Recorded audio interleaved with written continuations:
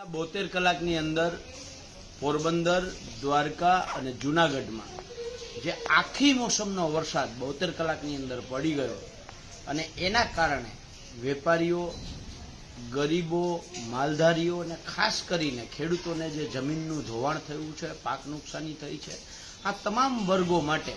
રાજ્ય સરકાર તાત્કાલિક સર્વે કરે, અઠવાડિયું 10 દિવસ રાહ ના જોઈ વરસાદ બંધ થાય અને સર્વેની કામગીરી ચાલુ કરવામાં આવે અને તાત્કાલિક આ વિસ્તારના ખેડૂતોને, માલધારીઓને, વેપારીઓને અને ગરીબ વર્ગને જેને જેને ઘર વખરીનું નુકસાન થયું છે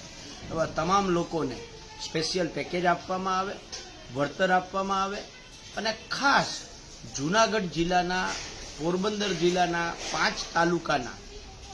લગભગ 65 થી 70 ગામો જે ઘેડ પંથક તરીકે ઓળખાય છે, આ ઘેડ પંથક છે એ છેલ્લા વર્ષોથી આને આ પરિસ્થિતિમાં છે ને દર વર્ષે 35-40 ગામો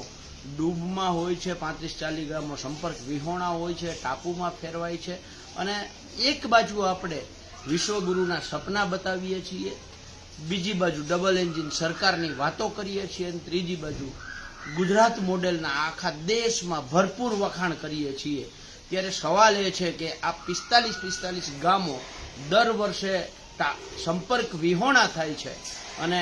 આ જ આપણું ગુજરાત મોડેલ છે. એટલે રાજ્ય સરકારને નમ્ર વિનંતી છે કે ઘેડ વિસ્તાર માટે એક અલાયદું સ્પેશિયલ પેકેજ આપવામાં આવે. અગાઉ જેવી રીતે ઘેડ વિકાસ પરિષદ, ઘેડ વિકાસ નિગમ જે કાર્યરત 1998 સુધી હતું એમને ફરીથી કાર્યરત કરવામાં આવે અને ઘેડ વિસ્તારનો આ પ્રશ્ન છે, કાયમીનો પ્રશ્ન છે, એનો હલ કરવામાં આવે. જો આ નહીં થાય